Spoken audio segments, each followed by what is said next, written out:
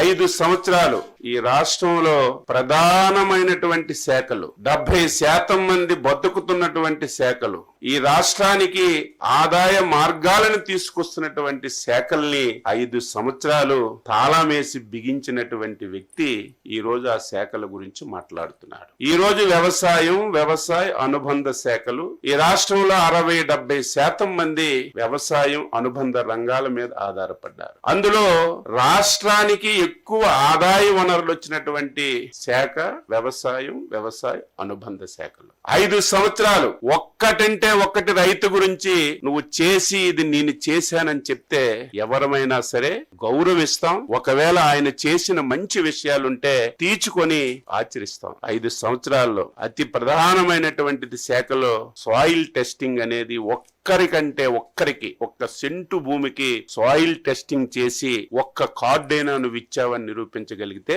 నువ్వు చెప్పిన దానికి నేను సిద్ధంగా ఉంటాను. 5 సంవత్సరాల్లో మొత్తం వ్యవసాయ శాఖని అట్టగ మీద పెట్టావు. 2014-19లో చంద్రబాబు గవర్నమెంట్ లో తీసుకున్నటువంటి అనేక నిర్ణయాలని నువ్వు పూర్తిగా పాతాళలోకాన్ని పాతిపెట్టి రైతుకి తీవ్రమైనటువంటి ఇబ్బందులకు గురి చేశావు. 5 సంవత్సరాల్లో మెకనైజేషన్ కింద ఒక్క పైసా అంటే ఒక్క పైసా నువ్వు ఖర్చు పెట్టావని లెక్కలు చూపించు. ఈ రోజు అత్యంత ప్రాధాన్యమైనటువంటిది డ్రిప్, స్ప్రింక్లర్, ఇరిగేషన్ మీద ఆధారపడినటువంటి రైతులు ఉన్నారు. అందులో నువ్వు పుట్టినటువంటి రాయలసీమ జిల్లాలో ఎక్కువ మంది డ్రిప్ మీద, స్ప్రింక్లర్స్ మీద ఆధారపడుతున్నారు. ఒక్కరికైనా నువ్వు డ్రిప్ గాని స్ప్రింక్లర్లు గాని ఇచ్చినటువంటి సందర్భాలు ఉన్నాయని చెప్పి నేను అడుగుతున్నాను. మేము వచ్చి 8 మాసాలు అయింది, గిట్టుబాటు ధరలు రావడం లేదని గగ్గోలు పెడుతున్నావు. ఏం జగన్మోహన్ రెడ్డి, ఈ రోజు ప్రధానమైనటువంటి పంట ప్యాడీ, రైస్. నువ్వు రైతు దగ్గర ధాన్యం ఎప్పుడైనా కొన్నావా అని అడుగుతున్నాను. కొన్న తర్వాత నెలల తరబడి